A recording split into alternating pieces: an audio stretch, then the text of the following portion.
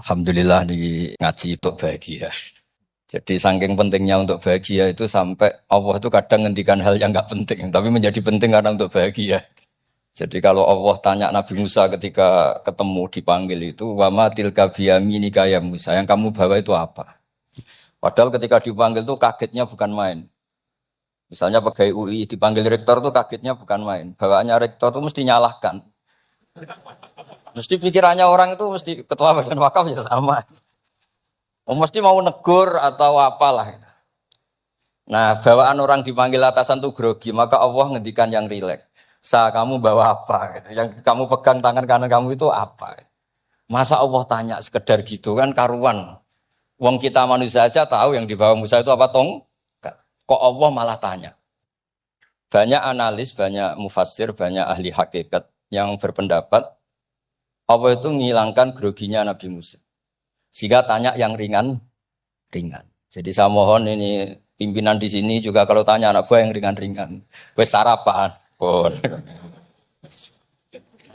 Jadi kalau sosokan disiplin itu bukan sunnatullah, saya jamin itu. Apalagi tanya saya, kenapa Gus terlambat? Mulai saya pulang gitu. Tuhan yang Tuhan saja sebaik itu kok. Rektor sama badan wakaf kok sekeras itu gitu. Jadi ini bukan gojlok supaya jadi orang yang dekat Allah gitu. Jadi ditanya, wa ma tilka biyaminika ya Musa? Kamu bawa apa ke sini? Yang di tangan kanan kamu itu apa? Nah, bisa jawabnya ya lucu ya sederhana. Ini tongkat Gusti. Tak pakai menggembala kambing, tak pakai ini itu. Bisa masih bilang dan lain-lain. Kayak laporan keuangan dulu kalau susah nerangkan itu dan lain. Terakhir ditutup waliya fiha ma'aribu ukhra dan masih ada lagi yang lain. Di depan Allah. Kamu lapor audit di badan wakaf. Diterima enggak laporan lain tadi? Ini teman saya lama ini. Saya di UI itu sudah lama, cuma inginnya dikenal Allah, tapi sekarang malah dikenal rektor. Aduh, repot agak. Saya dulu dari anak Profesor Zaini itu mulai 2000, tahun 2000. Dekat sekali dengan saya. Sering ke rumah saya, ke kontrakan saya, karena diskusi tafsir. Dan saya ikhlas sekali, tidak ingin dikenal rektor, badan wakaf siapapun. Karena keluarga saya itu, bapak saya itu wali. Jadi kalau wali itu kepinginnya dikenal Allah. Tahu-tahu diturunkan derajatnya, disuruh kenal rektor, kenal badan wakaf. Jadi ini ada pemakhlukan. Ya, ada pemakhlukan. Turun dulu baru naik. Iya. Jadi saya artinya gini, saya di sini itu sohibul bait. Jadi tadi Mas Di itu keliru kalau nanti saya ngisi. Saya ini sohibul bait, nanti yang ngisi ini. Maksudnya seperti itu maksudnya. Jadi, karena tuan rumahnya saya Pak Wardono. Ya, ini tamu ya. Tapi ternyata pemakhlukan itu penting. Di dalam ilmu tafsir, di antaranya itu dikenal namanya Tanazzulatul Maula. Allah itu menurunkan martabatnya. Allah sebagai Tuhan tentu tidak pernah menghutang kita, tidak pernah merasa dikasih, karena semuanya itu milik Allah. Tapi Allah untuk memotivasi orang amal, itu ngendikan Allah, Man dzalladzi yuqridu Allaha qardan hasana. Siapa yang mau menghutangi saya? Allah itu tentu tidak butuh hutang kita, karena kan semua milik kita itu milik Allah. Tapi supaya orang termotivasi amal, merasa superior, merasa heroik, saya mau menghutangi Allah, saya mau menolong Allah. Padahal Allah huwan nasir, Allah ni'mal maula wa ni'man nasir. Tapi Allah mengistilahkan dirinya intan suruwaha. Jika kalian menolong Allah. Wahal yahtaju ilan nasri, tentu tidak, Allah tidak butuh pertolongan kita. Tapi itu tanazzul. Allah yang Tuhan saja menurunkan derajatnya untuk komunikasi dengan manusia. Artinya kalau saya makomnya sudah fana, kenal Allah, saya juga ikhlas turun derajat kenal rektor gitu. Jadi itu insya Allah tidak masalah. Gitu. Ben sampean pernah dengar ilmu hakikat itu memang gitu. Jadi saya ini memang sudah sering cerita ke Pak Fajar, Pak Sadeli, Pak Junaid. Saya ini sudah daftar, ingin jadi resi lah. Saya sudah nggak pernah keluar-keluar. Saya di rumah ngaji. Tapi ngaji kalau ngaji terus. Saya belum pernah nggak ngaji. Satu hari minimal ngaji 4 kali. Ngaji fikih yang saya sering itu fikih. Karena Mbah Bahasa emang ahli usul fikih. Dulu pertama Profesor Zaini melibatkan saya ini cerita ke Mas Majdi itu gara-gara beliau itu profesornya itu sastra, adab. Di Al-Azhar itu adab. Iya, Zaini. Orang tua dari rektor. Iya. Nah, karena jurusannya ada, beliau memang pakarnya kalau menghaluskan bahasa. Tapi masalahnya di Quran kan banyak fikih juga, dan beliau cari ahli fikih. Singkat cerita, entah gimana ceritanya, Allah yang mempertemukan ketemu saya. Nah, kenapa kita butuh fikih tidak sekedar kesusastraan atau ilmu adat? Karena ada tafsir atau fikih dalam Quran yang mau tidak mau harus difikihkan. Misalnya begini. Wa antasma'u bainal ukhtain. Kamu tidak boleh menikahi sekaligus mbak dan adiknya atau adiknya dan mbaknya. Jika Anda berpikir Quran itu hanya Quran, maka berarti apa boleh menikahi misalnya Sri dengan buliknya, Sri dengan budenya. Padahal tidak boleh juga. Tapi faktanya Quran hanya ngendikan wa antasma'u bainal ukhtain. Sebab itu zaman Rasulullah SAW sugeng itu nambahi wala binal mar'ati wa ammatiha wala binal mar'ati wa kholatiha. Juga tidak boleh menikahi Sri dan budenya atau Sri dan buliknya. Dan kebetulan Nabi itu tidak menambahkan wala binal mar'ati wa jaddatiha. Karena kayaknya itu nggak usah dilarang ya sudah lucu aja gitu. Masa kamu nikahi perempuan umur 17 terus minat mbahnya umur 70. Lah itu kalau sampai butuh dilarang ya Anda perlu berobat itu. Tapi kalau bule kan kadang masih menarik. Orang-orang kayak gini itu misalnya nikah umur 17, bulenya cantik umur 30, minat enggak? Jadi artinya butuh dilarang untuk enggak minat tuh butuh dilarang. Tapi kalau mbah Kok ditakok? nah ngono kok ditakon. Ini pakarnya. Ini tetangga saya orang Bojonegoro. Dulu benderanya Profesor Jenny juga.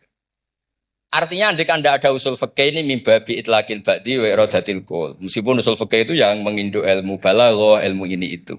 Jadi Allah menyebut benal ukhtain artinya diganti benal mahromain. Jadi ukhtain itu ibaratun atau itlaqul ba'di yaitu ukhtain mewakili kata mahromain. Dua perempuan yang punya hubungan mahram tidak boleh dinikah bersamaan untuk orang-orang yang poligami. Ini penting supaya semua tafsir juga gitu. Lafat-lafat yang ada mahdhufnya. Itu kita jaga. Baik itu secara keilmuan maupun secara fikih. Keilmuan misalnya begini. Orang yang dilaknati Allah, mal'anahu wa ghadiba alaihi. Di antaranya diteruskan wa ja'ala minhumul qiradata wal khanazira wa abadatauhu. Lalu misalnya secara penelitian tidak pernah ada makhluk manusia yang dulu jadi kera. Tapi melihat ayat itu seakan-akan tuh pernah ada periode atau kejadian di mana manusia itu dirubah jadi kera. Wa ja'ala minhumul qiradata. Mau tidak mau kita butuh perangkat ilmu lain yang namanya balaghah. Itu orang Jawa, itu kalau dilangkai kakinya itu hanya bilang kayak kera. Orang nggak sopan tuh katanya kayak kera. Tapi kalau dilangkai kepalanya langsung oh dasar ketek itu, dasar kera itu. Artinya dalam ilmu tasbih, kalau kemiripannya itu biasa, itu masih disebut ka, seperti. Tapi kalau mirip banget, perilakunya itu kafnya dibuang. Sehingga orang yang tuli banget terhadap kebenaran, Allah bilang summum bukmun umyun. Orang kafir itu summun, tuli misalnya. Bukmun ada bisu. Padahal faktanya mereka bisa mendengar, bisa ngomong, bisa bicara. Tapi saking tidak pernahnya mau mendengar kebenaran, di redakseknya summun, bukan kasumi tapi summun. Begitu juga di bab madah memuji. Kalau orang agak ganteng, mungkin saya kalau muji Mas Masdi hanya kalkomar. Muji Pak Rektor paling ya kalkomar. Tapi kalau muji Nabi langsung komarun.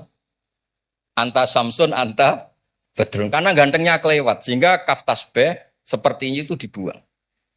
Nah, andai kan tidak ada fakta manusia itu pernah dirubah jadi kera di era itu. Andai kan itu nggak ada, kita sendiri juga nggak tahu.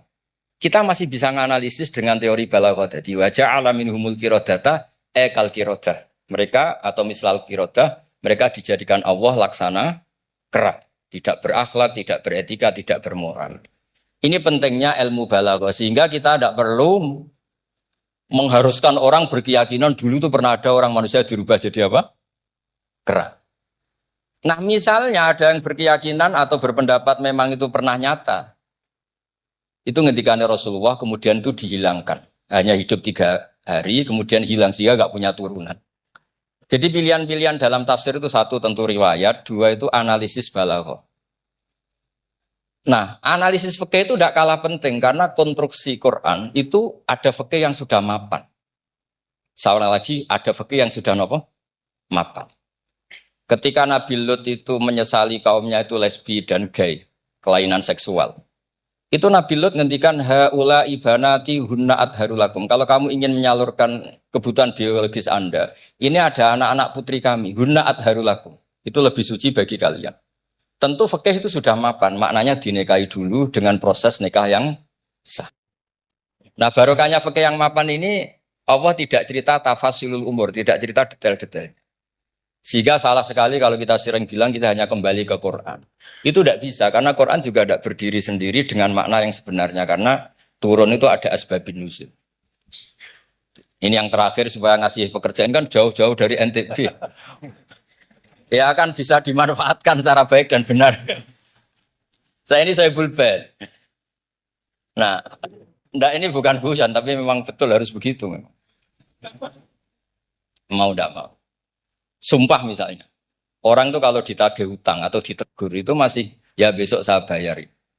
Ditagih lagi kayak gak percaya, wawahi besok saya bayar. Jadi kata wawahi itu mesti menunjukkan emosi, tersinggung, sumpah.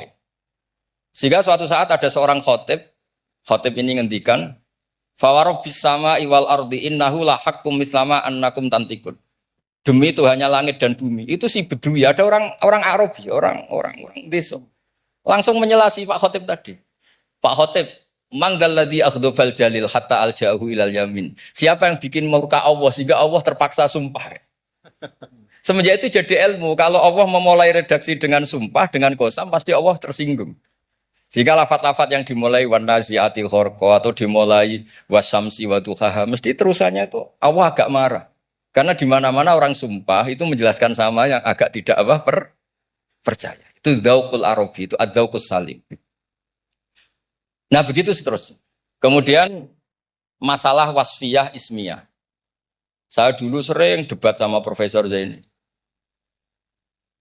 Kan misalnya kiai-kiai di Jawa, umumnya kalau maknani min alakin itu segumpal darah. Lalu orang-orang yang nekuni embriologi itu tidak pernah ada segumpal darah. Kalau segumpal darah malah jadi kluron. Macam-macam. Katanya Quran itu mesti benar, ini ada segumpal darah. Kata saya segumpal darah itu bahasa Indonesia, Quran itu bahasa Arab. Tidak akan ada itu di Quran, kata saya. Tapi ada yang bilang segumpal darah, ya tetap aja itu enggak Quran. Yang Qurannya min alakin, segumpal darah itu bahasa Indonesia. Quran tidak ada yang bahasa Indonesia, kata saya. Nah, tapi itu bisa dianalisis pakai balaghah atau pakai teori madatul kalimah. Min alakin itu dari kata aliko ya'liku alakon, sesuatu yang menempel. Jadi kalau di proses embriologi, misalnya ada apa yang menempel dalam ilmu itu, yaitu yang jadi rahim, jadi anak. Atau pakai ilmu balaghah, min alakin tetap maknanya segumpal darah, tapi maknanya itu tangkis atau tahkir. Manusia itu sombong. Padahal materinya sama yang sekarang jadi sama dengan materi yang sekarang jadi segumpal darah. Yaitu kita yang seperti ini materinya ya sperma, segumpal darah yang seperti itu juga materinya sperma. Kok kamu sombong? Materi kamu sama dengan materi min alakin. Itu persis dengan adatul Arab kalau sedang mencibir orang yang sombong. Itu kalau orang Arab bilang antal ladzi kharasta min makhrajil bauli marratan, kata orang Arab.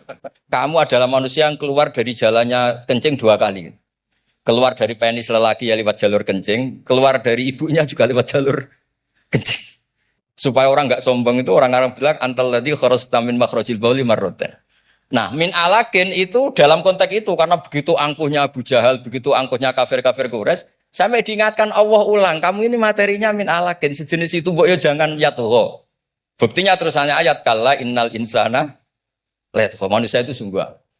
Nggih niki pun deal nggih, jenengan harus sepakat saya ini Soebul Bed sama Pak Warsono sama Pak Rektor, ini tamu yang diundang untuk ceramah tafsir. Kalau ndak berarti asawaha wa rasulullah. Begini ya, jadi perspektif Islam atau taqarrub ilallah itu mulai dulu itu orang mau tidak mau subjektif, tapi hukum pokoknya sama. Misalnya orang mencintai Allah, ada yang saking mencintainya itu tidak pernah nyebut Allah. Ada wali itu mencintai Allah tidak pernah nyebut Allah. Karena dia takut ini nama sakral, jangan-jangan dilecehkan. Imam Malik itu pernah ada seorang pengemis datang, ya Imam Malik saya minta uang. Imam Malik jawabnya itu, saya tidak punya uang, baru tidak bawa uang, juga tidak punya uang. Kamu besok ke rumah saya atau nanti ke rumah saya, tak kasih uang. Terus diberi nasihat sama temannya. Halai itu, mbok ya Anda ngomong, rozakokallah. Ya, semoga Allah memberi rezeki kamu. Jawabnya Imam Malik itu apa? Saya masih hafal teksnya. Fa'ana ujillu ismallahi ta'ala an askuro indaman yakrohu sama'ahu. Ada yang baca sima'ahu walau dimna jumlatin. Saya tidak mau nyebut nama Allah pada orang yang nggak suka nama itu, meskipun tuh hanya secara apa itu eksplisit. Artinya kalau dongakno serang di duit jaluk duit kayak itu kira-kira itu. Wong saya mintanya uang kok dikasih apa? Doa. Jadi kadang-kadang orang cara mencintai Allah itu, lah ya bagi pengemis tadi rozaqaka Allah itu maknanya kan nggak mau memberi kan? Doa tadi kan disimpulkan nggak mau memberi. Sama seperti kita di Jawa ada keponakan misalnya mau mondok pamit padenya, kata padenya, ya wis le tak sangoni selamat, ya sudah tak sangoni selamat. Selamat ndonga tok gak modal agak tunggale. Nah, berdoa saja tanpa modal. Nah, Sayyidina Umar radhiyallahu anhu itu diantaranya orang yang meriwayatkan hadis Innallaha ta'ala kallafani an asrifa anhu du'a. Allah memaksa saya, menugaskan saya supaya tidak semuanya itu dikonsultasikan kepada Allah Subhanahu wa taala. Sehingga banyak kiai kalau ada orang potongan rai mustajab, wajahnya itu tidak meyakinkan mustajab doanya. Iya saya ini miskin, utang saya banyak. Nggak akan diijazahi disuruh doa atau duha atau baca waqiah. Karena sekali itu dipraktekkan dan kita tahu potongan gak mandi, itu nanti nyalahkan institusi doa. Jute saya duha juga tetap miskin, saya doa juga tetap miskin. Daripada Allah disalahin mendingan pon sing kerja tenanan. Sayyidina Umar ketika ada orang minta uang dan minta doa, kamu harus kerja yang serius. Fa innas sama ala tumtiru daban, langit tidak akan menghujankan apa? Emas. Jadi di mana-mana mencintai itu ekspresinya macam-macam. Ada ulama yang saking senengnya umatnya Nabi seneng silaturahim. Ada ulama yang saking senengnya umat Nabi gak suka silaturahim dengan arti berkunjung karena itu dianggap mengganggu. Teman kita punya anak, punya istri, kadang pas harmonis kita datang terganggu. Saya pernah dolan di orang, pas tukaran sama istrinya. Itu, berhenti dulu ada Gus Pak, nanti teruskan. Ternyata orang tengkar itu diganggu juga gak suka. Jadi tiket. Cek, ono Gus Pak, kok terus no. Jadi ternyata orang bertengkar juga gak mau diganggu. Setelah itu tak tanya, tadi diteruskan tengkar aja, materinya lupa. Materi untuk nyerang istrinya lupa. Nah, begitu juga zaman Rasulullah SAW. Banyak sahabat yang saking senengnya Nabi sering sowan, istifadah. Ada yang saking senengnya Nabi nggak sowan, takut ganggu. Nabi punya keluarga, punya anak, punya istri. Ada yang saking senengnya Nabi, kalau ketemu Nabi itu melihat wajahnya sampai dia tahu detail wajah Nabi kayak apa, rambutnya kayak apa. Ada juga yang sama sekali ditanya, sifli wajah Rasulullah, tolong ceritakan ke saya wajah Nabi itu kayak apa. Saya tidak pernah melihat wajahnya Nabi. Loh, Anda ini sahabat masa tidak melihat wajahnya Nabi? Ijlalan rasa kalau ketemu beliau itu hormat sekali sampai gak berani menatap mukanya. Sama-sama seneng, tapi ekspresinya beda. Saya kalau ngaji usul fikih di pondok saya sering cerita, fal yukrim doifahu, fal yukrim jarohu itu Islam hanya memerintahkan ikram, memuliakan. Tapi prakteknya beda-beda. Di kampung kamu ketemu tetangga, tidak tanya itu sombong. Tapi kalau di kota ketemu tetangga tanya namanya kepo. Dianggap ganggu privasi. Sama-sama maknanya ikram. Ibnu Abbas itu kalau sholat cepatnya bukan main. Katanya seneng Allah, munajat. Lah kok seneng cepat? Berarti gak begitu seneng. Tapi Ibnu Abbas kebalik cara tanya. Kenapa kamu kalau sholat cepat? Setan nata-nata mau goda saya, ternyata saya selesai. Jadi kecelik dia. Itu juga ilmu. Ya artinya cara itu tidak usah distandarkan gitu ya, monggo lah, sementing ada sanatnya. Ada apa? Ada sanatnya. Ya saya seperti datang ke sini itu mungkin bagi Anda bagus. Wah Gus Pak persorawa alhamdulillah. Jari santriku, waduh gak ngaji meneh diganggu wong UII. Jadi Anda statusnya bagi saya pengganggu. Nah, itu juga yang terjadi di tafsir. Wasab'atin idza raja'tum. Ada pelanggaran tertentu di puasa, itu kafarohnya itu fasyamu salasati ayamin fil haji wasab'atin idza raja'tum. 7 ketika kamu pulang. Itu kata Abu Hanifah, 7 hari ini boleh dilakukan di kawasan Mekah. Asal selesai haji sudah. Tapi bagi Imam Syafi'i pulang itu harus sudah sampai rumah. Sekarang saya beri pertanyaan. Ketika Pak Fajar ini acara selesai, terus dia pamit saya pulang. Gus, saya tak pulang. Bagi saya dia sudah pulang, meskipun masih di jalan. Tapi bagi istrinya, istilah pulang kalau sudah sampai rumah. Lalu idza raja'tum itu pulang itu menurut siapa? Mas Majdi nanti ketika sudah pamit di bandara, kita bilang sudah apa? Pulang. Tapi kata istrinya, belum. Sama-sama istilahnya wasafatin idza raja'tum. Ada kiai itu tidak pernah mikir Islam. Sama sekali. Sebenarnya sama Islam bukan main, tapi gak tahu mikir Islam. Tanya Islam agamanya pangeran, Gus, mbok pikir keliru, ono sing duwe. Islam itu milik Allah, ya, mesti diurus sama Allah. Tidak usah kamu pikir. Allah sendiri nanti yang ngatur Islam. Ternyata saking tawakalnya nggak mikir. Ya ada juga yang mikir Islam semangat malah keliru saking semangatnya. Ya macam-macam. Sama-sama mencintai Islam. Coba kalau kamu seneng sama anak-anak, anak kamu main pakai motor atau pakai ontel. Pilihannya dua. Kamu peduli, ayo kawal nanti kalau jatuh, ayo kawal sama pembantu ini nanti kalau jatuh. Itu ya bukti cinta. Ada enggak? Sembarno ae wis pinter. Anakku wis pinter, nak tiba tangi dhewe, anakku sudah pinter kan. Itu juga penghormatan pada anak. Jangan kira makna seneng itu harus terbentuk satu versi. Seneng anak ya nak dolan dikawal. Ternyata yang membiarkan juga bentuk penghormatan bahwa anak ini sudah mandiri. Ya, terus yang masalah istikhadah itu masyhur itu di riwayat Hamnah binti Jahsh. Hamnah itu haidnya melebihi hari wajar. Terus sama Nabi sudah kamu saya haidkan sesuai tanggal yang sebelum kamu kena penyakit ini. Itu kamu anggap haid, lainnya kamu anggap istikhadah. Itu istikhadah paling gampang. Ikuti saja fatwanya Imam Syafi'i. Jadi misalnya Januari kok 6 hari, Februari kok sampai terus mulai ada penyakit sampai 1 bulan keluar darah, Maret keluar darah, itu kata Imam Syafi'i ngikuti riwayat tadi, sudah kamu fatahayadi, terus sitata ayam, sab'ata ayam, terus Nabi ngendikan, kamu menghaidkan seperti bulan-bulan sebelum kena penyakit istihadah. Lainnya di istihadahkan. Itu namanya rudat ilal adat. Jadi supaya tidak ribet pakai tamyiz, diukur. Ini darah ini lebih kuat dibanding ini, yang lemah tidak kayak yang sing tukang delok ya sopo gitu. Apalagi yang ditanya itu lelaki gitu tuh. Oh, itu kan ya agak repot lah, cobalah agama ini tidak perlu repot-repot seperti itu. Jadi ini sebagai senior saya kasihan sama Pak Junet ini. Harusnya beliau nanti yang kena hisab pasti Junet. Jabatannya mau, tanggung jawabnya nggak mau. Ya tapi kebetulan ada orang baik di sini ya, alhamdulillah saja. Kalau ketemu saya tuh cium tangan bolak-balik. Tapi niatnya kayaknya mau supaya saya mau backup gitu. Nah ini yang satu pertanyaan Mas Wasdi ini masih kan 3, saya jawab 2. Saya berkali-kali cerita di Quran itu wonten ayat sing agak unik, pemahamannya agak unik. Gini kok ayat maka na Ibrahimu Yahudiyya wala Nasrani. Ibrahim itu yora Yahudi, yora Nasrani. Itu saya tidak akan bosan-bosan nyampaikan itu. Niku boten sifatu madhin tapi sifatu raddin. Bukan madh, bukan muji. Terus padha karo muni Gus Bah iku ya ora maling, ya ora bajingan, ya ora lucu. Lah Nabi Ibrahim mau digelari pangeran ya ora Yahudi, ya ora napa? Nasrani. Itu memang benar-benar aneh.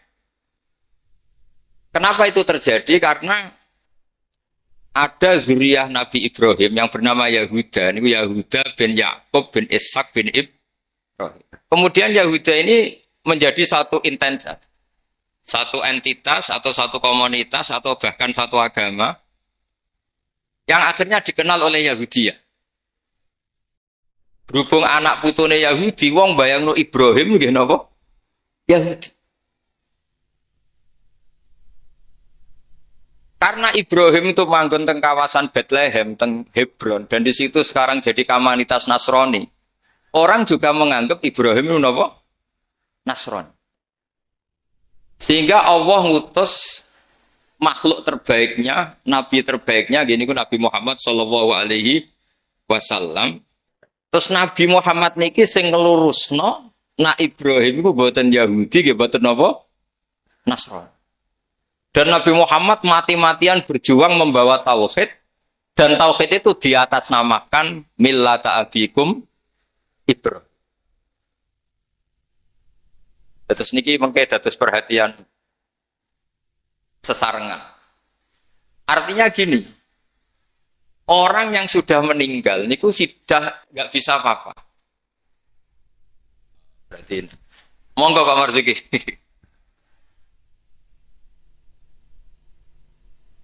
Monggo Pak Marzuki samar monggo. Pun kula terusaken nggih. Wonten ayat teng Quran niku nyifati Nabi Ibrahim namung kalian dawuh maka na Ibrahim Yahudiyya wala Nasron. Terus Ibrahim itu gak ada zuriyah. Namanya Yahuda. Niku Yahuda bin Yakub bin Ishak bin Ibrahim. Akhirnya ketika Yahudiyah ini jadi satu entitas. Entitas itu sakit agama, sakit marga, sakit nama kerajaan. Itu orang mengira Ibrahim itu Yahudi karena entitas setelah Yahuda itu mengidentitaskan Ibrahim atau menstatuskan sebagai nama Yahudi. Nasrani juga sama karena kebetulan agama Nasrani lahir di Yerusalem, di kawasan Hebron, di Bethlehem. Kemudian orang menstatuskan Ibrahim itu ya Nasrani. Karena mayit ini orang yang sudah tidak berkutik. Sehingga kalau dzurriyyahnya mayit ini menjadi pilihan tertentu, memilih pilihan tertentu, maka akan menstatuskan mbah-mbahnya. Sehingga saya berkali-kali bilang sebetulnya adat di Jawa itu salah. Anak numpang keramat baik. Keramat gandul itu salah. Sebetulnya kalau dalam tradisi leluhur Arab, itu dibalik. Kama tasyarrafa bi Muhammadin adnanu. Jadi status mbah-mbah kamu itu ikut status kamu. Jadi orang nggak peduli dengan kilaf, Abdul Samsin Manaf, andai kan tidak ada orang bernama Muhammad Shallallahu Alaihi Wasallam. Orang nggak akan peduli dengan Wali Songo, andai kan tidak punya murid-murid nasab maupun murid-murid sabab, kata para ulama yang mengajarkan Fathul Wahab, Ikhya. Andai kan kita kemudian beda haluan, nganggep kuburan itu tempat syirik, tempat khurafat, bid'ah, maka kita tidak menstatuskan kuburan wali itu tempat berkah, tapi tempat bid'ah dan syirik. Nah status itu tuh terserah kita, bukan terserah yang meninggal. Itu filosofi dari maka na Ibrahimu Yahudiyya wala Nasron. Andai kan tidak ada Nabi Muhammad SAW, maka status Nabi Ibrahim akan dibelokkan menjadi berstatus Yahudi maupun apa? Maka kalau mau matur min khoso isi hadil ummah adalah as-sanadul muttasil ila Rasulillah sallallahu alaihi wasallam. Sebab hanya dengan sanad itu kita bisa menjaga status guru kita, gurunya guru kita, gurunya guru kita ila Rasulillah sallallahu alaihi wasallam. Saya termasuk orang yang fanatik sanad. Saya muridnya Mbah Mun. Mbah Mun di antara gurunya tentu Mbah Karim Lirboyo. Beliau ngaji sama Mbah Hasyim ngaji sama Syekhona Khalil, Mbah Syekh Nawawi Banten. Atau Mbah Mun ngaji Mbah Karim, Mbah Hasyim ngaji Syekh Mahfud Termas di Mekah, kemudian ngaji Said Abi Bakar Sato, Sohibul I'anah. Saya dari gen saya piyambak, gak ada bapak kandung, hafal Quran, ngaji sama buyut saya dari ibu. Dan itu sampai buyut saya namanya Hafsah, itu binti Soleh, binti Maksum dulu, binti Maksum bin Soleh. Soleh buyut saya itu gurunya Mbak Soleh Darat ketika beliau masih di Kudus, ngaji di Damaran. Pondok tertua di Kudus itu buyut-buyut saya di Damaran belakang makom. Jadi buyut saya kandung namanya Hafsah, punya anak namanya Sofia itu yang sampai saya, punya adik Badiah, jadi ibunya Kiai Sahal. Terus Hafsah itu punya saudara, punya pernah bule, namanya Nyai Fadilah, itu di garwa Kiai Akil Sirat yang jadi Pak Said Akil dan seterusnya. Saya cerita begini ini penting karena supaya kebenaran itu dzurriyatam ba'duha min ba'd. Sekali dzurriyah ini melenceng itu tidak harus ekstrim menjadi kafir, menjadi muslim atau muslim menjadi kafir, tidak harus itu. Misalnya dari Sunni menjadi Wahabi atau Sunni menjadi Syiah, atau Sunni seneng ngaji menjadi Sunni tidak seneng ngaji, itu juga sudah parah. Atau kiai yang dulu kagum anaknya bisa baca Ihya, kemudian kiainya kagum kalau anaknya punya Alfat, itu juga melenceng sama. Dari kiai yang bangga anaknya tawakal menjadi bangga melenceng. Jadi melenceng itu macam-macam, tidak harus ekstrim. Tapi efek dari melenceng itu adalah menstatuskan orang sing hanifah muslimah, yaitu Nabi Ibrahim, menjadi Yahudian atau Nasronian. Jadi kira-kira kalau ada muridnya Mbah Mun kok kedonyan, sebetulnya mental kapitalistiknya itu dia, mungkin nyifati Mbah Mun bahasa hal itu enak kayak gede, tamune akeh, duwe akeh, mesti seperti itu. Tapi kalau saya atau yang sejenis saya, enak duwe kiai Mbah Mun, saya pernah khatam mahab dengan Mbah Mun, khatam mahali sama Mbah Mun, jampul jamek sama Mbah Mun, nak moco enak, nak nerangno enak. Sampai kata ada kiai Madura itu nama kita Prapati Iso. Tak tanya, teman saya, yang kiai ini teman saya, bukan semua kiai Madura yang teman saya. Kenapa kamu tidak bisa baca kitab? Yang kitab enak dibaca milik Mbah Mun, yang milik saya tidak enak. Gitu. Sehingga dia punya cita-cita mau beli kitabnya Mbah Mun. Jadi dia tidak menyalahkan otaknya, tapi menyalahkan kitabnya. Setelah saya alim, saya sering baca kitab, katanya dia, kitab jenengan tak beli 10 juta, Gus. Asal saya bisa baca kayak jenengan. Gitu. Khawatir saya masalah sanad itu, saya ulang lagi masalah sanad. Saya punya kitab banyak karangannya Mbah Hasyim Asy'ari, karena saya punya tulisan banyak tentang Mbah Hasyim. Mungkin bahkan yang belum didokumen oleh keluarganya, karena Mbah Hasyim dulu teman akrab buyut saya, namanya Raden Fauzan. Fauzan itu bin Maksum. Itu ketika kitab-kitab dulu itu silih-silihan, karena dulu beli kitab itu mahal. Dulu buyut saya itu buyut saya dari ibu itu dibelikan kitab buyut saya dari bapak. Itu belikan ithaf, itu sampai jual sapi. Saking mahalnya kitab. Sehingga saya masih ingat Mbah Sahal itu kalau belajar di geladak saya, itu tafsir Bedawi itu ada tulisannya Mbah Mufid, ada tulisannya Ki Zubaidi, terakhir dipakai Ki Sahal Mahfud. Jadi satu kitab dipakai sekian apa? Generasi, saking susahnya apa? Kitab. Terus dulu orang belajar itu ya serius. Korok tu alasdah. Jadi dulu itu murid baca di depan kiai, kemudian dibenarkan atau disalahkan. Sekarang enggak. Kiainya baca, muridnya ngantuk, omongan sendiri, terus dengan bangganya merasa saya ini muridnya Mbah Mun, muridnya Gus Baha. Itu innalillahi wa inna ilaihi raji'un. Enggak benar seperti itu. Karena dia sebetulnya tidak mustaqil. Kecelakaannya lagi, metode pelatihan bahasa Inggris, bahasa asing itu pakai metodenya ulama dulu. Orang kalau kursus Inggris itu dilatih disuruh ngomong. Sampai aksennya Inggris, konversasinya gaya Inggris. Sehingga mereka pinter. Itu metode kita. Dulu nggak ada guru bacakan murid, itu udah ada murid bacakan guru. Makanya kenangannya Imam Syafi'i, qara'tu ala Malik al-Muwatta. Saya membaca Muwatta di depan Imam Malik. Sehingga murid pinter apa goblok ini gurunya tahu. Nanti kalau bacanya benar terus disahkan jadi kiai.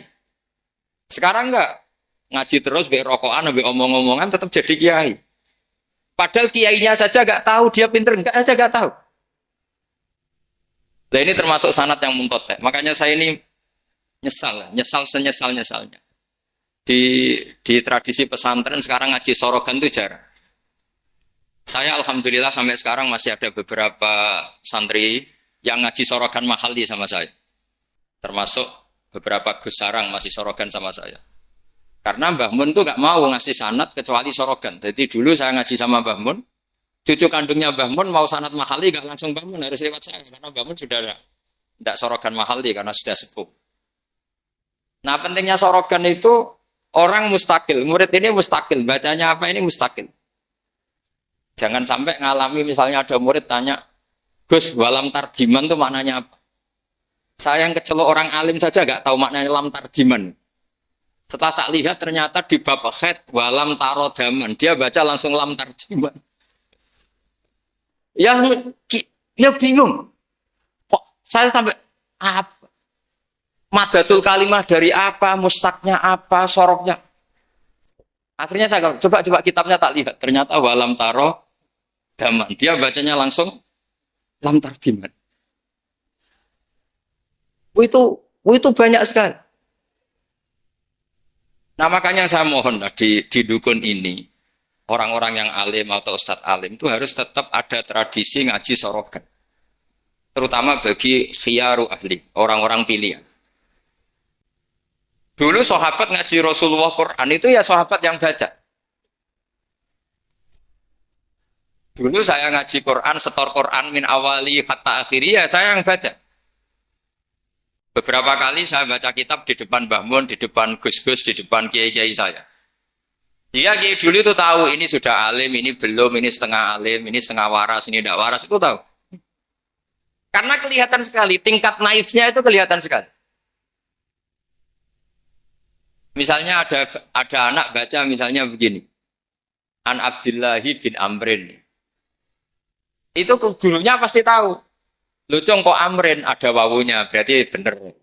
Misalnya An Abdillahi bin Umaro. Itu gurunya langsung tahu. Nah sekarang itu enggak. Murid itu hanya mendengarkan, sehingga kadang-kadang ada orang itu baca Ibnu Ubay bin Ka'ab. Itu dibaca Ibnu Abi. Anaknya bapak ini senrak kue cung. Jadi ini kecelakaan seperti ini nggak boleh terjadi. Ada lagi murid yang tanya gini, ini setengah pinter tapi ya setengah goblok. Saya pernah sorogan fikih ditanya, tidak boleh nikahi zaujatul ab. Saya ulang lagi ya. Wala tangkiku manakaha abaukum minan nisa illa matat salah. Tidak boleh menikahi istrinya bapak. Itu orang Jawa langsung protes. Gus, bojone bapak rak ibuku. Itu setengah pinter, setengah goblok. Setengah pinter karena di Jawa rata-rata orang itu istrinya satu. Artinya kalau bojone bapak, ya mesti ibunya dia. Tapi kalau dibaca di Arab, wong Arab itu kan bojone papat, sing telu gonta-ganti, sehingga bapaknya ini kadang pernah nikah sampai 10 orang. Paham ya? Orang Arab, mungkin orang Jawa Timur ya rodok Arab, banyak kiai yang istrinya ada satu kan. Nah sebetulnya orang Jawa Timur yang paling tidak eskal karena saya ulang lagi ya. Sehingga dia tanya, Gus, bojone bapak ora ibu, mosok wong kok dilarang kawin bojone Pak? Yo mesti wae ra bakal wong bojone bapak iku ibu. Dia protes, kenapa harus dilarang wong karuan ndak mungkin terjadi. Tak terangno. Kalau orang Arab kan mungkin, yaitu bojone bapak satu ibu kamu, dua Sri, terus Wahyuni atau siapa. Ini orang yang pernah dinikahi bapak kamu itu haram kamu nikah. Nah berhubung dia orang Jawa, bojone bapak itu mesti ibu, karena ibu istrinya satu. Nah itu setengah pinter, setengah goblok. Setengah pinternya bisa bantah, agak cerdas lah, bisa usul gitu. Setengah gobloknya itu sebetulnya ketika dengan ibunya itu bahasa Arabnya bukan zaujatul ab tapi ummuka. Kamu tidak boleh menikahi ummuk. Jadi bukan dimasukkan zaujatu abik. Jadi kalau dalam bahasa fikih itu status yang dipakai status terdekat. Jadi misalnya saya menghukum ibu saya ya ummi itu ibu saya. Tapi ketika istrinya bapak yang lain harus distatuskan zaujatu abika. Itu tidak bisa. Kalau orang nggak sorogan itu tidak bisa. Nah, kalau orang-orang NU, orang-orang pesantren saja sudah ada alim, apalagi yang di luar kita. Karena tadi, sanad ini sudah mulai mungkota, ini sudah agak kecelakaan betul. Dulu Imam Malik tuh ngaji di depan Imam Malik ngaji di depan Imam Zuhri. Ya sorogan. Imam Syafi'i ngaji di depan Imam Malik. Baca muwatta, khatam benar semua. Terus qad ana laka antuftiya. Ana itu sudah saatnya kamu iftah. Karena membaca min awali hatta akhiri benar semua. Masih ngaji sama Sufyan bin Uyainah, masih ngaji sama Sufyan As-Sauri. Terakhir beliau ngaji sama Muhammad bin Hasan Asy-Syaibani di Irak. Itu semuanya yang baca Imam Syafi'i, sak logikanya. Terakhir dites begini Imam Syafi'i, sama sih. Saya termasuk sering baca kitab Risalatus Syafi'i. Saya sering baca kitab sering baca kitab Risalatus Syafi'i. Itu dites begini. Kata Sufyan As-Sauri, ya Aba Abdillah, kalau manggil Syafi'i itu Aba Abdillah, ma makna hadisi la tuharrikut tayra min makin natiha. Gurunya yang satu tidak baca makin natiha tapi min wakanati. Jangan gerakkan burung dari sangkarnya. Kalau sampai yang dibudai mesti jawab ini, kurang penggawean apa, ngobrak-ngobrak manuk kan gitu. Tapi Imam Syafi'i dengan fasihnya menerangkan orang Arab itu kalau mau pergi itu tatoyur. Tatoyur itu pakai ukuran terbangnya burung. Nah, digusah terbang ke kanan, ila aimana berarti alamat baik. Kalau berterbang sama atau kaisaro berarti buruk. Nah, itu kalau ada burung di hutan terus digusah. Kalau nggak ada burung di hutan, dia memang nyimpan burung diletakkan di kurungan. Tapi kurungannya dibuka terus diubrak. Terbangnya nganan, baik. Kalau ke kiri, buruk. Makanya disebut di Quran, innama ta'irukum ma'akum inna tatoyarna bikum. Karena yang dipakai ukuran itu to'ir. To'ir itu sesuatu yang terbang. Itu Imam Syafi'i langsung paham. Adatul Arab kalau mau pergi itu melihat terbangnya burung. Sehingga makna hadis la tuharrikut tayra min makinnatiha, jangan mentaklekkan barokah tidaknya pergi berdasar terbangnya burung, tapi berdasar pergi kamu itu fi taatillah atau fi maksiat. Nangis gurunya. Padahal masih Imam Syafi'i umur 15 tahun. Wong kok pinter ngono. Makanya terus sampai dipuji-puji. Saya punya keyakinan kalau nanti Fatna min Quraisyin yamla'u tibaqal ardi ilman tuh kamu. Padahal teksnya hadis hanya gitu, jangan gerakkan burung dari sang. Itu dulu mungkin orang alim sampai seperti itu mungkin. Karena ngajinya sorokan, mustaqil. Saya beberapa kali dites Mbah Mun, hak cara kowe naib Indonesia itu fasik ta ora? Ora dijawab fasik ya rodok fasik untuk mel-melan terus. Nah, dijawab fasik padha karo ngukumi nek kaya wong sak Indonesia gak sah. Mergo waline napa? Nah, kula pengalaman karena kula sering ngaji sama Mbah Mun pengalaman. Jenengan ra kepengin nek kaya wong sak Indonesia sah. Iya, aku kepengin sah. Nak ngoten tak hukumi mboten fasik. Itu Mbah Mun sewenengnya saya sampai diambung itu ya bilang gitu. Cara wong Arab nak seneng diambung bombonan. Kowe muridku tenan. Karena itu memang jebakan. Jadi ya sudah seperti itu. Itu mungkin kalau ngaji sorokan. Tapi nak ngaji kilatan ya maunya enggak isolawat tok. Solale. Oh, semata ana wong tenan. Amit-amit tenan. Loh, kenapa? Solawatnya baik, tapi Jibril juga gak paham. Solale itu kan kalimat apa kan juga jelas. Coba diterkip. Nabi Muhammad sholli alaih. Sholli itu malah perintah. Berarti kiaimu sholli alaih. Berarti Pak Yai, kue semua sholawat kan gitu. Itu kalimat yang salah.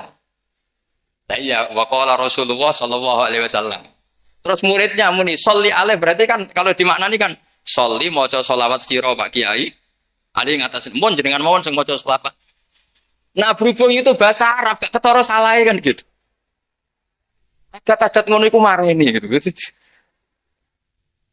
Itu naik. Mestinya kan qala Rasulullah sallallahu alaihi itu lah. Paling enggak ada domir mustatir yang kembali ke Allah. Nah kalau terus muridnya bilang apa? Sholli alaihi, coba sampean maknani sholli alaihi. Sholli ya syekh alaihi ala nabi. Kacau enggak kira-kira ada kan dengar orang yang ngerti itu. Tapi alhamdulillah banyak yang enggak tahu sehingga ya alhamdulillah. Makanya saya berkali-kali muji orang bodoh itu barokah. Mereka ora salah wong. Jadi penak weh. Kalau saya tangisan, nak pondok gede wes salah oleh maca sholawat mun sing ndak cilik. Sing ditunggoni ahlul ilmi, maksudnya pondok gede sing notabene ditunggoni ahlul ilmi saja salah apalagi. Jadi dulu itu orang itu pinter sekali karena ngajinya sorokan. Sahabat ya gitu. Sahabat tuh kalau nggak paham ya tanya Nabi karena logikanya Nabi kadang nggak nyambung sama logika sahabat. Misalnya begini, al-qatil wal maqtul finnar, yang bunuh maupun yang dibunuh. Saya baca lengkapnya. Idzal taqal muslimani bisayfihima fal qatil wal maqtul finnar. Jika dua orang muslim perang sama-sama membawa pedang, maka yang bunuh maupun yang dibunuh di neraka. Sahabat itu iskalnya hadza al-qatil. Oke lah kalau qatil finnar, kalau pembunuh di neraka normal ya Rasul. Fama balul maqtul. Lalu dosanya yang terbunuh apa? Wong dia korban, dia maktul, dia dibunuh. Jawabannya Nabi, innahu kana harison ala qatli sahibi. Dia Maktul, oke, dia maktul, tapi mentalnya kotil. Artinya gini, yang terbunuh itu mentalnya kotil apa maktul? Kotil, karena dia saat tempur tentu inginnya membunuh. Artinya maktul itu status fakta, tapi status mentalnya kotil. Itu hebatnya Rasulullah. Ya ketika ada orang sama-sama bawa pedang duel, itu mentalnya semuanya kotil. Cuma yang satu nasibnya maktul. Nah, maktul ini status nasib apa status niat? Status nasib, niatnya dia tetap kotil sebagai pembunuh. Jadi segampang itu Rasulullah menjelaskan, karena tadi ada sorogan. Jika Nabi setiap ngaji sama sahabat, aro'aitakum hadhi, aro'aita kada, aro'aitukum kada. Nah, ini terakhir, qadiyah saya terakhir tak terangkan. Nah, sehingga Quran, ini kembali ke sesuatu yang saya tekuni. Sehingga Quran itu mengajak orang itu berdialek. Dan sering ada kata aruni, kul aro'aitum. Kenapa demikian? Karena nggak boleh orang itu menerima ilmu itu karena dicekoki guru. Dia harus bisa berpikir sendiri. Jika Allah kalau ngendikan, nggak apa-apa selain saya sebagai Tuhan nggak apa-apa kata Allah. Kamu bilang Yesus Tuhan nggak apa-apa, Fir'aun Tuhan nggak apa-apa. Tapi kata Allah, aruni madza khalaqu minal ardi. Tapi tolong tunjukkan ke saya prestasinya Fir'aun apa? Apa ketika saya bikin langit dia ikut menciptakan langit? Apa ketika saya bikin bumi dia ikut menciptakan bumi? Aruni madza khalaqu minal ardi am lahum syirkun fis. Sehingga orang terus mikir, kalau Fir'aun Tuhan, Yesus Tuhan, atau siapa saja yang selain Allah dianggap Tuhan, lahirnya di mana? Oh, Yesus lahir di bumi. Bagaimana mungkin lahirnya di bumi tahu-tahu menuhani? Fir'aun ketika merasa Tuhan, Musa ditanya, Tuhan kamu siapa? Rabbus samawati wal ardi, yang nuhani langit dan bumi. Terus kata Fir'aun, ya Haman ibnili sorhal ali abluhul asbab. Sudah saya mau bikin piramida, mau lihat Tuhannya Musa. Terus soal di bumi kata Fir'aun, ma'alim tulakum min ilahin wiri. Saya jalan-jalan kemana-mana, setahu saya yang dituhankan saya, kata Fir'aun. Nabi Musa ganti argumentasi bilang, Rabbukum wa rabbu abaikumul awwalin. Yang nuhani nenek moyang kamu. Itu semua hadirin langsung sadar. Iki nak Fir'aun pangeran, buyute radi pangeran. Kan pangerannya datang terlambat. Fir'aun punya bin. Wong Fir'aun itu nama gelar kayak Hamengkubuwono. Fir'aun 1, Fir'aun 2, Fir'aun 3, Fir'aun kan begitu. Makanya zaman Nabi Yusuf itu rajanya juga namanya sudah Fir'aun. Zaman Nabi Musa juga Fir'aun. Karena itu gelar. Artinya begini. Kalau Fir'aun itu Tuhan, berarti mbah-mbahnya tanpa Tuhan. Karena Tuhannya datang terlambat. Itu dilatih. Sehingga Quran itu sering ngendikan aruni, aro'aitum, itu diulang-ulang. Nah, ngaji sorogan itu pentingnya ya seperti itu. Santri akan tahu. Ini bacanya ya jibu, apa ya jubu. Kalau di hadis, al-Islam ya jubu maqoblah. Mereka maknanya yaktok. Jadi ketika ada seorang sahabat lama sekali kafir dulu, ketika Islam dia ngeluh, ya Rasulullah setelah saya Islam apa dosa saya zaman jahiliyah diampuni. Terus Nabi ngendikan al-Islamu ya jubbu ma qablah. Itu bacanya bukan ya jibu tapi apa? Ya jubbu ayaktau. Lah kalau pas ini kamu baca ya jibuan. Al-Islamu ta Islam ya jibu. Pusing kamu. Itu kalau nggak sorokan nggak bisa. Jadi saya mohonlah sanad ini nggak boleh hilang karena yang punya khazanah kealiman itu kita. Kita itu maksudnya pesantren. Kalau kita saja tidak alim, apalagi di luaran kita. Ini bukan urusan suudzon atau menstigmasi, enggak. Yang menyediakan itu kita. Di luar kita malah pakai terjemah, pakai paling KHI, kompilasi hukum Islam. Yang masih pakai teks Ihya Fathul Wahab, itu kita. Karena Fathul Wahab Ihya dikerdusi nganti sawangan. Kiai ini dewe maca terjemahan. Ngaji ini nganggo laptop amen ngincang-ngincang orang delok terjemah. Sinalillah wa inna ilaihi raji'un itu. Itu bukan apa-apa, sebenarnya orang ndak alim itu ndak apa-apa, ndak dosa. Tapi kan masalahnya sing ra alim ta yo gayane kok wong alim. Itu semani masalah kan itu. Orang aku bodoh kan yo ora gelem kan. Dulu itu ndak seperti itu. Sehingga Nabi Ismail misalnya. Nabi Ibrahim itu nabi. Nabi itu diperintah Allah mesti benarnya. Inni arafil manami anni atbahuka. Saya bermimpi, mimpi Anbiya adalah wahyu, bahwa saya disuruh nyembelih kamu.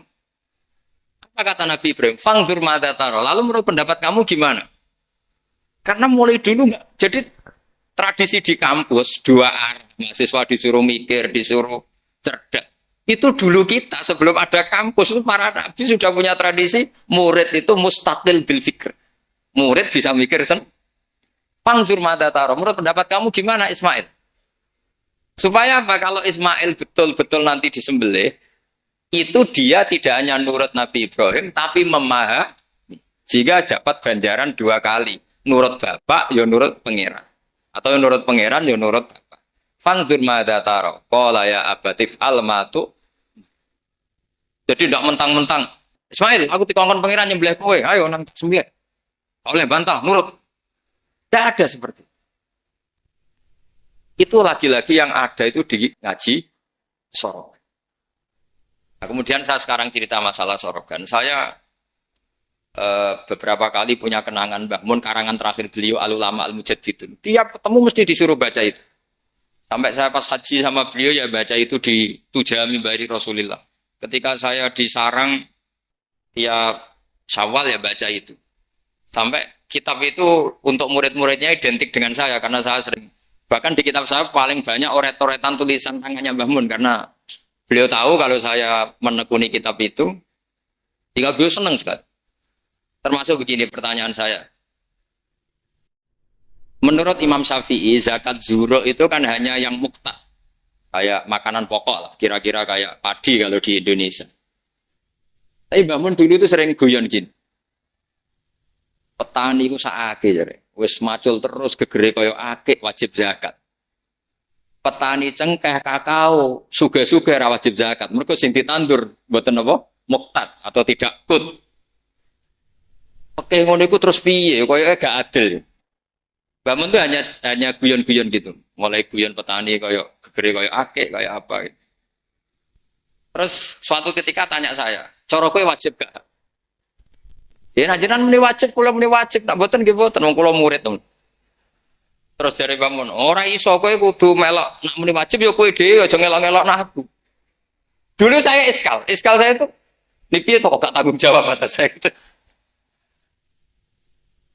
Dan di kitab itu ditutup dengan kalimat man wal qudwa li hadil ummah ay yuftiya bima wal aslah di hadil ummah. Jadi orang yang menjadi panutan umat harus berfatwa sesuai al-aslah li hadil ummah. Saya masih tanya lagi. Loh al-qudwah li hadil ummah itu jenengan? Iya ya aku, tapi kayak kudu mikir dhewe. Terus tak tanya lagi, mahwal aslah li hadil ummah itu wajib napa mboten? Kakao cengkeh ini sido wajib zakat apa mboten? Kok karek kue. Nah dulu saya iskal. Sampai malam mau haji itu saya masih ditimbalin, masih diskusi kitab itu. Ini kitab ini tak bawa kitab Al-Ulama Al-Mujaddidun. Ternyata kesimpulannya apa? Fatwa itu nggak boleh hanya gurunya faham, muridnya tidak. Akhirnya saya tanya gini, ya Syekhona, ketika seseorang itu syafi'i dan dia seorang mufassir, hal yataqayyadu bimadhabi imami amla. Misalnya gini, kan dalilnya Yusuf Qardawi yang kutip Ibnu Katsir kan, semua tanaman wajib zakat, termasuk kakao, cengkeh, apa saja, termasuk khodrowat, fawakih, atmar, simar, semuanya wajib zakat. Dalilnya adalah wa mimma akhrajna lakum minal ardh. Ma itu umum, apa saja. Ya pertanyaan saya ke Mbah Mun, apakah seorang mufassir itu terikat madhab imamnya sehingga ma yang umum menjadi hanya yang muqtad? Apa tetap bebas karena ma itu umum?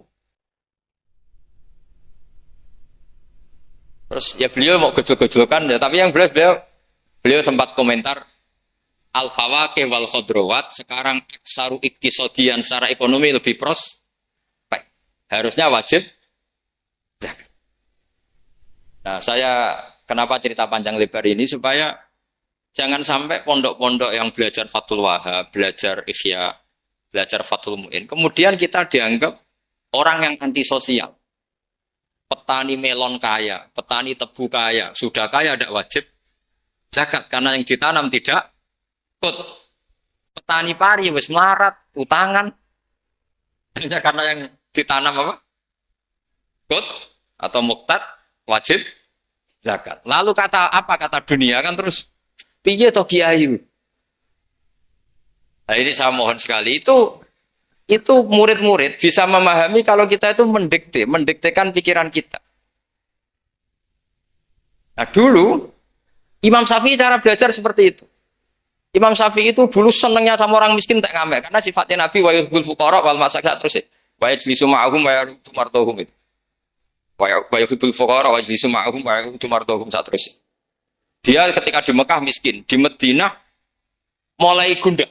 Imam Malik itu gaya orangnya. Jadi kalau duduk di kursi tinggi, babutnya itu empuk. Beliau mulai eskal, ini kiai kok kaya raya. Tapi itu dipendam sama Imam Malik. Terus ketika Imam Malik mengesahkan Imam Syafi'i jadi mufti, Imam Syafi'i tanyanya begini. Setelah jenengan orang yang alimnya kayak jenengan itu siapa? Dari Imam Malik. Sajane Abu Hanifah, tapi wongnya mati. Orangnya sudah meninggal. Mungkin beliau juga bilang mati karena selevel. Mungkin kalau kita harus bilang kapundut. Bahasanya memang mata, bukan tufiya. Lalu siapa yang alimnya kayak Abu Hanifah? Muridnya masih hidup, namanya Muhammad bin Hasan. Saya bisa ke sana, boleh dari Imam Malik. Imam Malik itu kaya. Uangnya banyak, tapi beliau rumahnya ngontrak. Jadi kiai mulai dulu lebih seneng uang cash daripada apa? Sawah Tegal karena nggak bisa sodakon. Akhirnya Imam Malik gandeng Imam Syafi'i dijak ke Baki. Dulu Baki itu pasar kafilah, rental lonta itu. Mana kafilah yang mau ke Irak? Oh saya ya Imam Malik, dibayari sama Imam Malik ini antar sampai ke Baghdad, sampai ke Kufah. Sampai ke Baghdad. Dulu namanya Baghdad itu ya Baghdad, Kufah, Basrah. Belum ada nama Irak. Terus Imam Syafi'i disangoni uang tuh banyak. Nah saya hitung itu sekitar hampir 40 juta. Karena satu dinar kan sama dengan 4,25 gram. Ada yang mengatakan 4,20 gram. Nah saya hitung itu sekitar 40 juta. Imam Syafi'i mulai iskal. Kiai melarat sing tak belor atau nyangoni, kiai sugih nyangoni terus. Mulai rubah pikirannya. Ternyata kiai sugih itu ya manfaat gitu loh. Dulu dia pengagum kiai melarat karena zuhud, bebas hisab, jadi hisab apa nih orang dipopokan gitu terus. Bareng ngaji di Irak, di Baghdad itu, di Kufah. Karena dulu itu satu kawasan. Ini perlu saya sampaikan. Jadi dulu Kufah itu bukan nama kayak sekarang, Baghdad, Irak. Jadi saya beri contoh sedikit ya perubahan bahasa. Dulu yang namanya Israel itu kalimatun madkhin. Karena Israel maknanya hamba Allah. Sehingga ada ayat wa anni faddaltukum alal alamin Bani Israel. Sekarang enggak. Israel sekarang itu nama nation, sebuah negara. Di situ ada Zionis, ada turunan Eropa, turunan Amerika yang jahatnya minta ampun sama Palestina. Sehingga Israel yang ini bukan wa anni faddaltukum alal alamin. Jadi itu perubahan bahasa. Dulu yang namanya makruh itu faqal haram. Itu yang disebut Allah walakinna wa habbaba ilaikumul iman wa zayyanahu fi qulubikum wa karraha ilaikumul kufra wal fusuqa wal isyan. Jadi kalau dulu Imam Syafi'i ngendikan akrohu kadza, maknanya uharrimu kadza asyaddat tahrim. Karena akrohu maknanya itu faqal haram. Tapi sekarang di definisi fikih makruh itu dunal haram, kayak rokok itu namanya. Jadi kalau bahasa dulu kamu maknani sekarang, kafir itu makruh. Kalau bahasa dulu, piye hukumnya kafir? Makruh. Hukumnya syirik? Makruh. Karena maknanya makruh itu dibenci. Tapi tahu-tahu ada istilah modern makruh itu dunal haram, sesuatu di bawah haram namanya apa? Itu kamu nggak boleh terjebak bahasa itu. Dulu namanya Kufah itu satu entitas. Sehingga Ibnu Abbas pernah nasihati Said Husain, Al-Kufah la tafi, wong Kufah itu ora tau jujur. Karbala juga gitu, dulu satu entitas. Makanya Said Husain ngintikan ini daerah mana? Karbala, ini Karobun wa Balaun. Nah sekarang terjadi satu nama.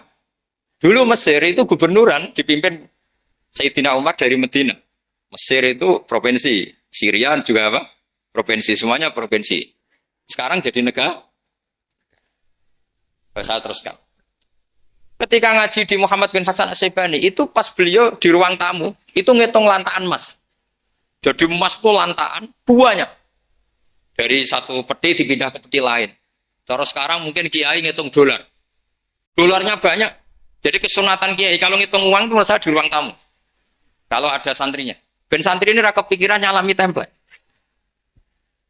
Gara-gara kiai ini duwe akeh mbok melarat tuh udah tak kepikiran santri ini nyangoni kan. Itu Muhammad bin Hasan Asyibani kalau ngitung uang itu di ruang tamu. Banyak lagi, emas lantaan. Imam Syafi'i tambah iskal. Ini kiai malah Imam Malik wis anggap kedunya niki malah. Tapi setelah Imam Syafi'i iskal, Imam Muhammad bin Hasan Asyibani itu ajib min hadhi, maksudnya min hadhil waqi'ah. Kamu kaget dengan peristiwa ini? Iya, kamu kiai kaya raya. Terus kata Imam Muhammad bin Hasan Asyibani, harta ini milik saya, miliknya orang soleh, miliknya orang alim. Nak kowe ra seneng wong alim sugih tak kekne wong-wong nakal. Ben tinggo nglonte, tinggo demenan, tinggo macam-macam. Ampun, sing sugih tiyang soleh mawon. Lah semenjak iki Imam Syafi'i terus keterusan. Wong soleh wajib sugih. Al Islam ya'lu wala yula alaih. Wong Islam kelar tuku Innova tuku keri haram. Wis keterusan. Jadi itu dulu panjang Imam Syafi'i rubah. Masyhur itu di fikih. Orang Islam kuat beli kuda, kok beli khimar haram. Mergo Al Islam ya'lu wala yula. Jadi kira-kira kalau sekarang orang Islam kuat beli Innova, kok numpak beli keri butut itu haram karena dillah. Itu kehinaan. Semenjak itu Imam Syafi'i itu pinter. Pinter deh. Iya. Nak kiai tak haram no sugih. Terus sing sugih wong fasik, yo repot dunya. Kiai tak haram no jabat, sing jabat wong fasik. Amen perda nglindungi tempat-tempat mak. Iku yo terus repot. Nah sanad itu sampai Imam Ghazali. Termasuk yang tak baca kak saya ketika bela Bahmun al-Intisar lima dzaifi Syaihina itu saya bela diantara adalah ulama harus punya pangkat supaya otoritas itu dimiliki orang soleh. Terus wa amal izu wal jafa bihi ma yatfal insan anafsi adil fatrus. Ada yang baca fabihi, kalau fabihi domirnya mufrad. Semenjak itu kakak saya pernah wakil bupati, Keroba pernah bupati, Gus Yasin putra Bahmun wakil gubernur. Itu panjang, sangat pemikiran seperti itu tuh panjang. Kalau kiai tidak boleh jabat ya biar yang jabat orang fasik, nanti perdanya nguntungkan ahlul fiqih. Dan seterusnya dan itu ulama dulu bisa menerangkan dan memahamkan pada murid-muridnya karena ngajinya soro. Sekarang enggak ngaji ya kayak seperti ini. Makanya saya diundang itu termasuk kiai paling sulit diundang. Wis masyhur. Andai kan Kiai Roba tidak datang ke saya sendiri, mungkin saya tidak datang. Wis tenang yakin ya sih kalau datang. Saya itu hanya mau datang ke pernah sepuh. Ternyata pernah sepuh ya banyak jadi wah mata uang itu. Saya nanti itu ke Kiai siapa itu? Kiai Jamal itu kan iparnya Basal itu sepupunya Mbah saya. Mbah Jamal itu abahnya Gus Rozenda. Saya tiap bulan kan ngajar di pondoknya Mbah Sahal. Karena memang sepupunya Mbah saya. Kemarin ditermas. Jadi pernah sepuh ternyata banyak. Makanya ini yang nom-nom tuh haram ngundang saya. Ini sudah tak maklumatkan. Karena logikanya jelas lah. Aturan santri itu hormat mbek sing sepuh. Nah, kiai nom ngundang aku itu dosa. Kok ngatur sing luwih tuh, wah. Jelas dosa. Cara fikih jelas dosa. Apa meneh nom kalah pinter tambah dosa ngatur wong alim. Wes jelas di cara fikih seperti itu. Kamu nggak boleh bantah hukum. Nah, kira-kira hukumnya gimana? Wong bodoh ngatur wong alim, kira-kira hukum gimana? Kira-kira dosa ndak? Dosa yakin dosa. Jadi sanad ilmu itu terjaga sampai seperti itu. Ada dialek. Akhirnya Imam Ghazali menulis di kitab tentang syukur, juga di kitab masalah salatin. Jangan kira Nabi setelah jabat, yaitu menguasai Mekah dan Medina, itu pahalanya kalah ketika Nabi yu'da wa yudrok. Ketika Nabi disakiti. Kenapa begitu? Nabi ketika disakiti, diusir di Mekah, ganjarannya Nabi tetap hanya sabar tok. Oke, sabar itu mendapat pahala. Tapi ketika Nabi puasa, maka ganjarannya Nabi bukan lagi sabar, tapi mengatur Mekah supaya layatufu bil bait uryanun wala kada wa kada. Itu harus steril dari berhala. Apa enggak boleh ada orang telanjang toa. Artinya apa? Dengan Nabi berkuasa bisa menertibkan aturan yang menguntungkan syariat. Artinya apa? Ya sudah seperti itu. Semenjak itu terus Imam Syafi'i, wah nak ngono wong Islam ora oleh kalah. Ya terus keterusan tadi di fatwa-fatwa fikih apa? Syafi'i. Nah semenjak itu terus mungkin Kiai jabat dulu Mbah Hasyim punya putra Gus Wahid di Menteri apa? Agama. Karena menjaga mazhab ahli sunnah apa? Wal jamaah. Kalau menterinya tidak ahli sunnah kita juga repot. Pak misalnya ada pelaturan menteri, ziarah kubur itu bid'ah, dalilnya ini. Terus disosialisasikan ke semua khotib. Pusing zaman kan. Tapi kalau yang jadi menteri kelompok kita sendiri kan ya sudah dianjurkan biar ingat mati. Tapi kalau yang maklar ziarah ya dianjurkan supaya dapat selisih ya macam-macam lah. Kalau niatnya orang macam-macam lah. Tapi yang jelas itu efek dari kebijakan ini luar biasa. Jika semenjak itu Imam Syafi'i ngarang bolehnya orang soleh kaya, bolehnya orang soleh aja. Jadi itu panjang dialek itu. Dan dialek yang panjang ini muridnya tetap paham karena lewat pemahaman yang benar, sorogan tadi. Itu istilahnya Nabi Ibrahim, fangzur madza. Nah, ini mulai hilang, makanya saya mengutarakan sesuatu yang mulai hilang. Cobalah dihidup-hidupkan lagi. Untuk anak-anak kiai cobalah tetap sorogan. Saya alhamdulillah dulu menangi sorogan. Sekarang beberapa gus ya masih ada yang sorogan sama saya, sama guru-guru yang lain di beberapa pondok ya masih. Itu harus diteruskan. Karena itu sangat muttasil ila Rasulillah sallallahu alaihi wasallam. Masyhur itu. Ketika Abdul bin Mas'ud mau ngaji sama Nabi, Iqra' alayyal Qur'an kata Rasulullah. Aqra'u wa 'alaika unzil. Mos kula sing maos Nabi kan Quran diturunke ning jenengan. Inni uhibbu an asma'ahu min ghairi. Aku seneng nek maca wong liya. Abdul bin Mas'ud mulai baca surat Nisa. Baca sampai ayat fa kaifa idza ji'na min kulli ummatin bi syahidi wa ji'na bika 'ala haula'i syahida. Fa idzan ainahu tadrifan, terus Nabi nangis. Tapi intinya itu ada sanad bahwa murid yang baca. Begitu juga di beberapa negara yang non-muslim kayak di Argentina, di Venezuela itu ada masjid, ada kajian Islam ya karena duta besar. Dan itu aparat negara. Disinilah kearifan para ulama berkoalisi dengan umarok dengan makna yang positif bahwa agama ini harus ditopang umarok, sistem negara. Tentu di situ ada tentara, ada polisi, ada macam-macam. Kita sebagai kiai juga nggak berdaya di depan para bandar narkoba apa-apa kalau nggak ada BNN. Kita mau apa dengan korupsi kalau nggak ada KPK. Sehingga kearifan para guru-guru kita, mulai Mbah Maimun, bapak saya sendiri, NU, Muhammadiyah, semua ormas-ormas Islam itu pasti maulah kerjasama. Karena kita siapa ya? Kalau nggak kerjasama. Dan di antara pesan Rasulullah SAW adalah yaduwahi ma'al jamaah. Jadi apa ya, kebersamaan itu sudah berkah. Fa inna yadawahi ma'al jamaah. Jadi berkah. Lalu kenapa saya kalau ngaji bawa kitab? Ini agak sebetulnya itu lazim. Lazim itu suatu yang harus. Tapi karena kelamaan mubalek itu tidak pakai kitab. Seakan-akan bawa kitab itu yang aneh. Sebenarnya aneh mereka. Karena begini logika simpelnya ya. Umat Nabi ini berhak dapat apa coba? Berhak dapat warisan yang paling luhur, paling hebat, paling jernih. Apa itu Quran dan hadis? Pertanyaannya, siapa yang paling punya hak otoritatif untuk menerangkan Quran hadis? Ulama. Ulama yang mana? Ya yang kapabel, yang sudah diakui dunia kayak Imam Ghazali, Imam Bukhari, Imam Syafi'i. Artinya kalau kita tidak pakai materi itu ulama mendapat pikiran kita, bukan mendapat pikiran mereka. Saya ulang lagi, kalau kita tidak pakai materi yang otentik, yang orisinil, umat ini mendapat pikiran kita, bukan pikiran mereka. Maka saya berusaha supaya teman-teman atau semua umat Islam dapat pikiran-pikirannya Imam Ghazali, pikiran-pikiran Imam Bukhari, pikiran-pikiran Abdul Qasim Al-Junaidi, kejernian-kejernian Abu Yazid Al-Bustami. Kejernian itu diantaranya adalah misalnya makalah yang menurut saya itu makalah yang super. Jadi untuk ngadepi krisis karena COVID atau karena apalah. Itu lama dulu sederhana sekali. Beliau-beliau punya rumus yang mungkin jarang didengungkan orang, tapi saya akan kampanye rumus ini.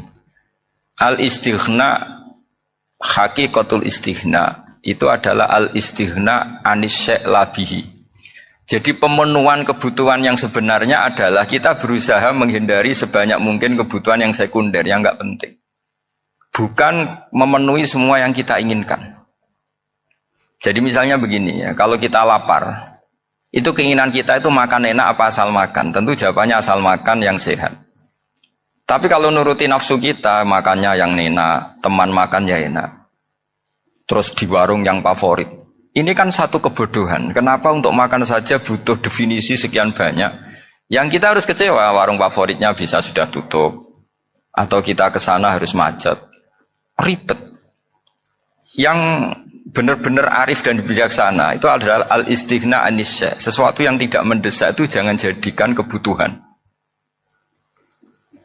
Sehingga kalau kita puasa misalnya, semua makanan itu enak karena kita sangat lapar. Sehingga Abul Qasim Al-Junaidi ketika ditanya, ma'idamu to'am, lauk makanan itu apa? Jawabannya lucu, alju, lapar. Kalau kamu lapar ya semuanya enak. Ini sudah mulai hilang. Kita bilang makan enak itu ya sate, ya gulai, ya pizza yang kita senang. Akhirnya apa? Untuk nikmati nikmatnya Allah itu kita jadi ribet. Apalagi yang orang-orang fasik harus ditemani perempuan yang tidak halal misalnya, atau harus ada ajudan, ribet. Nah pertanyaannya, orang yang ribet sama yang nggak ribet itu pinter mana? Pinter yang nggak ribet. Nah ini kearifan-kearifan yang mulai hilang. Lalu siapa yang bisa mewarisi itu? Ya ulama. Jadi ulama itu cara berpikir sebenarnya simple. Makanya mereka sering kalau tahajud itu, di antara makalah Sayyidina Ali paling terkenal dan yang menjadikan beliau punya derajat yang luar biasa itu adalah kafani izzan antakuna li robban wa kafani fakhron an akuna laka abdan. Ya Allah, saya ini sudah begitu mulia, begitu terhormat dan sangat-sangat terhormat karena yang menjadi Tuhan itu Engkau. Jadi rumus pertama itu karena menjadi Tuhan itu Engkau. Hanya Tuhan yang abadi, Tuhan yang pertama, hanya Tuhan yang al-awwal. Coba ya Allah, kalau saya ini punya Tuhan Fir'aun, punya Tuhan mati jadi tontonan lagi, itu kerennya di mana coba? Andai kan kita punya Tuhan Fir'aun, atau punya Tuhan yang asal usulnya manusia, apapun hebatnya manusia itu, kita punya Tuhan manusia itu. Tuhan yang lapar, yang kalau nggak makan mungkin pingsan, mungkin bisa kena COVID, nanti Tuhannya diisolasi. Kayak apa? Makanya ketika Tuhan Allah menyindir ketuhanan selain Allah itu, Allah hanya menyindir dengan kalimat sederhana, kana yakulani to'am, yang kamu tuhankan itu masih makan. Hanya kalau nggak makan ya lemes. Jadi lama-lama ada orang gini, alhamdulillah tadi Tuhan mampir ke saya, kelihatannya lapar, setelah tak kasih makan sehat lagi. Susah nggak punya Tuhan yang seperti itu. Beda dengan Tuhan kita. Tuhan yang nggak butuh makan, nggak butuh minum, al-qayyum, zat yang berdiri sendiri tanpa butuh yang lain. Al-awwal, sebelum ada langit bumi sudah ada Tuhan kita yaitu Allah. Bandingkan dengan Tuhan-Tuhan yang dipertuhan yang lain, yang adanya setelah bumi, misalnya Fir'aun dan sebagainya. Sehingga Sayyidina Ali pertama jadi kebanggaan apa? Kafani izzan antakuna li robban. Saya ini keren betul, karena punya Tuhan yaitu Engkau. Tuhan yang lahul asma'ul husna, Tuhan yang semuanya punya kebaikan, punya keabadian, punya keagungan. Terus wa kafani fakhron an akuna laka abdan, dan saya bangga sekali karena saya menjadi hambamu. Kalau saya jadi hambanya Pak Rektor ribet kan? Sudah tak hormati ternyata nanti tidak rektor. Ya kan ribet kan? Terus pokoknya ribet. Jadi budaknya manusia itu ribet. Makanya ada seorang wali datang ke temannya yang jadi presiden atau jadi raja. Datang ke situ karena tidak punya uang, mau minta uang karena temannya raja.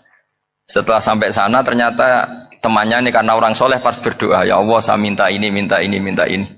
Terus si wali tadi pulang. Tanya, kenapa kamu pulang? Ternyata dia sama, masih minta-minta kayak saya. Jadi sederhana deh. Sama-sama minta kamu, minta zat yang kamu mintain katanya. Jadi dulu itu orang itu sebegitu dekat dengan Allah. Sehingga si raja ini terus ketemu wali tadi tanya, kenapa kamu menyepelekan saya padahal sekarang saya raja?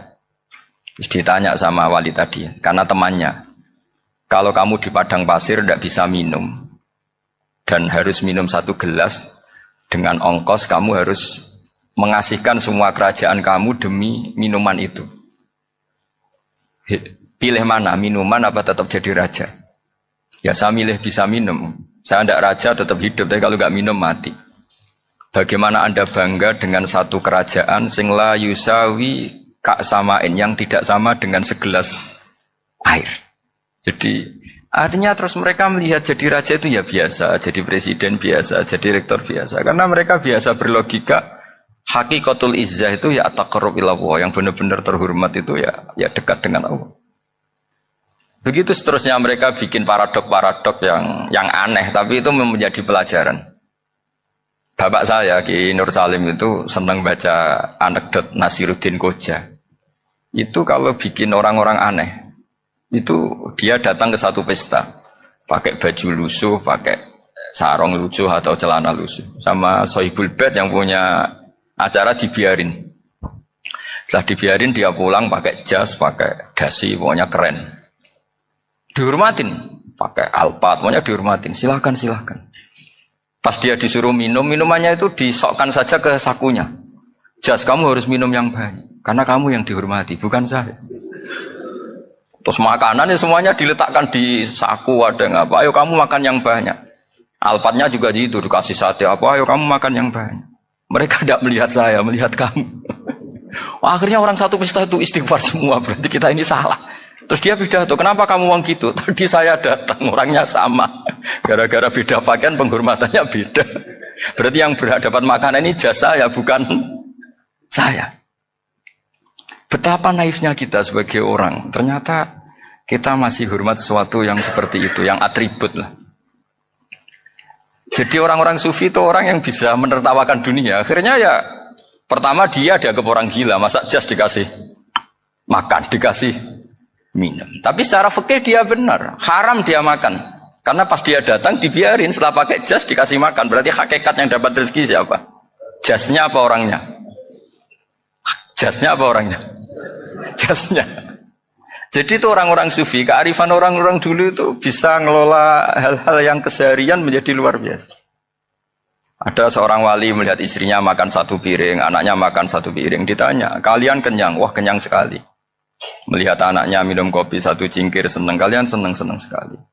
Wah, kalau senang dengan hal-hal yang murah bisa, ngapain harus senang dengan hal-hal yang mewah? Bodoh sekali saya.